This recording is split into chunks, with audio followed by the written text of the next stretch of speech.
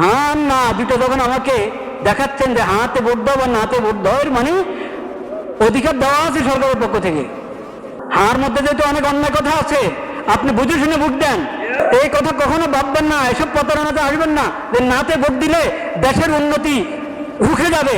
শাসকদের যদি নিয়ত বলা হয় তাহলে না ভোট, সবাই নার মধ্যে ভোট দিলেও দেশের উন্নতি চলতে থাকবে ইনশাআল্লাহ।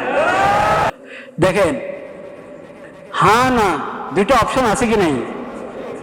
অপশন যখন দুটো আছে, এখন সবাই তো বলছে, সরকারও চাচ্ছে হাতে ভোট দেওয়া হোক।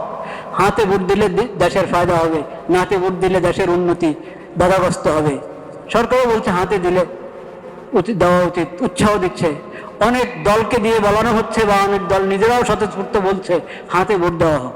কিন্তু অপশন যখন দুটো আছে, এর মানে নাতে ভোট দেওয়ার অধিকার আছে কি নাই? আছে, মানে তার দরকার নেই ভোটের। হ্যাঁ না দুটো যখন আমাকে দেখাচ্ছেন যে হাতে ভোট দাও বা নাতে ভোট দাও, এর মানে অধিকার দেওয়া আছে সরকারের পক্ষ থেকে। আপনি নাতেও দিতে পারেন, হাতেও দিতে পারেন। নাতে দিলে এটা অপরাধ হবে না, দণ্ডনীয় অপরাধ হবে নাকি নাতে দিলে? তাহলে হ্যাঁ না দুইটার ভোট অপশন রাখলো কেন? আপনি বুঝতে হবে আপনি কি করবেন। বাধ্য হয়ে দিবেন না ভোট, নিজেকে বাধ্য মনে করবেন না যে আমাকে হাতেই দিতে হবে। বাধ্য করে না কেউ আপনাকে, কিন্তু এক ধরনের যন্ত্রণায় ফেলেছে আমাদেরকে। নির্বাচন কমিশন হোক, সরকার হোক, বিদেশিরা হোক, আমাদেরকে এক ধরনের কিসের মধ্যে ফেলেছে? যন্ত্রণায়, পেরেশানিতে ফেলেছে।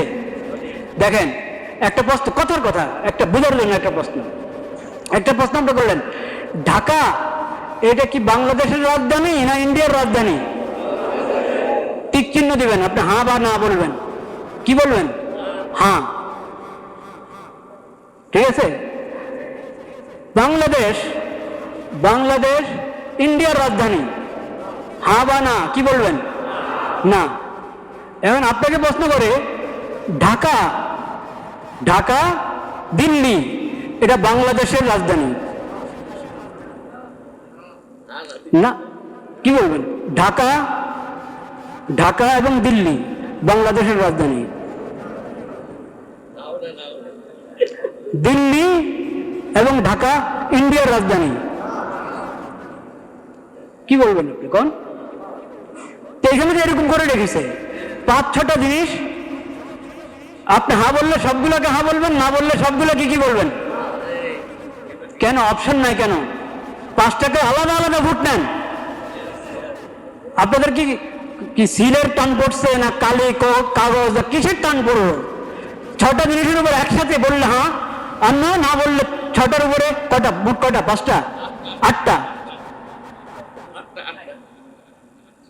আচ্ছা যাই হোক, যে কটার উপরেই সবগুলোর উপর হ্যাঁ বললে সবগুলোর উপরে হ্যাঁ, না বললে সবগুলোর উপরে কি না? কেন আলাদা আলাদা করে বলেন না কেন? এখন তো মানুষকে মুসিবতে ফেললেন। সে আপনার 4 কথা বা 5 কথা বা যত কথাই আছে, কথার কোনোটার সাথে একমত, কোনোটার সাথে কিনা একমত না। আলাদা আলাদা থাকলে সে আলাদা আলাদা উত্তর দিত, একটা দিত হ্যাঁ, একটা দিত না। এখন আপনি তাকে বাধ্য করলেন, হ্যাঁ বললে সবগুলোর উপরে বলো, না বললে সবগুলোর উপরে বলো। আমি তো সবগুলোর উপরে হ্যাঁ বলতে পারছি না, আমি তো সবগুলোর উপরে নাও বলতে পারছি না। কেন আমাকে বাধ্য করা হলো?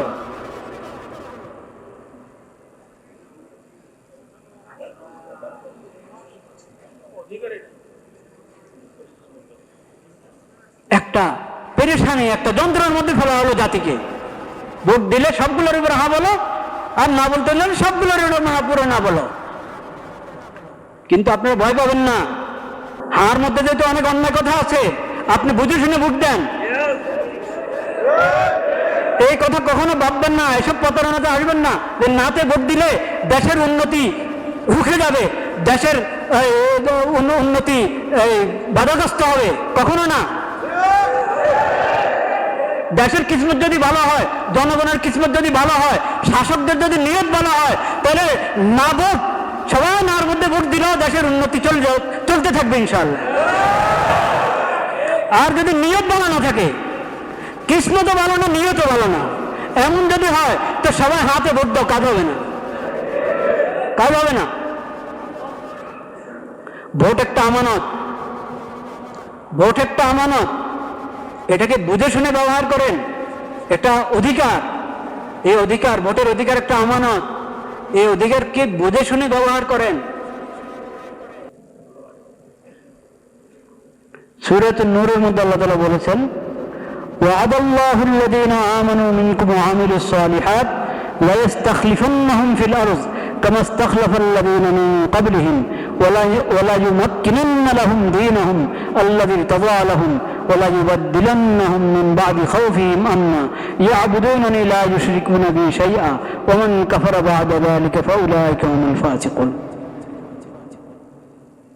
ক্ষমতা পাওয়ার জন্য আল্লাহ বলেছেন, ঈমান ঠিক করো, নেক আমল করো। ঈমান ঠিক করো, নেক আমল করো, তাহলে তোমাদেরকে জমিনের উপরে প্রতিষ্ঠিত করে দেওয়া হবে। ঈমান ঠিক করো, নেক আমল করো, জমিনে প্রতিষ্ঠিত করে দেওয়া হবে তোমাদেরকে। এটা পড়লেন কোথায়? সূরাতুন নূর 24 নম্বর সূরা। কত নম্বর সূরা? 24 নম্বর সূরার 55 নম্বর আয়াতের অংশ বিশেষ পড়লাম। পুরো আয়াতে তেলাওয়াত করেছি, শুরুর অংশের অনুবাদ করেছি।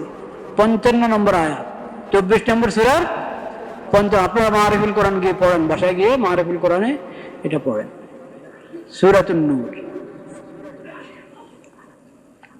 আর সূরাতুল হজ 22 নম্বর সূরা, সূরাতুল হজ, ওখান থেকে শুনে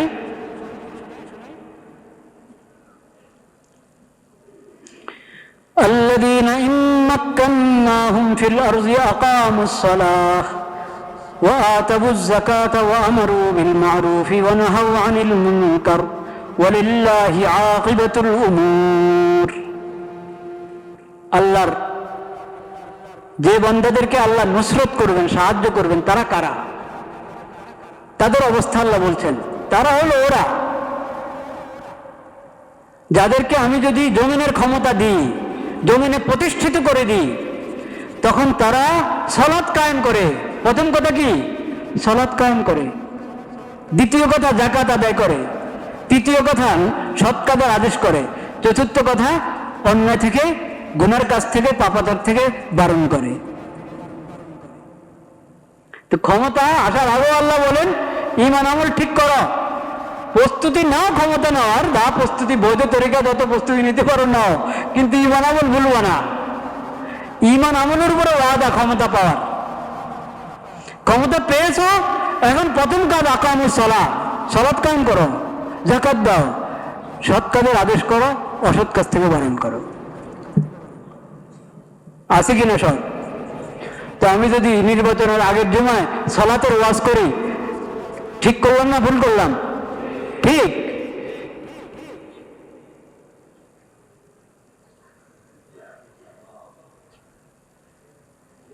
আপনার দল প্রতিষ্ঠিত হলে আপনি সমাজের সেবা করবেন, দেশকে সুন্দর বানাবেন, নিরাপদ বানাবেন, ভালো বানাবেন, অনেক নিয়ত, অনেক নিয়ত।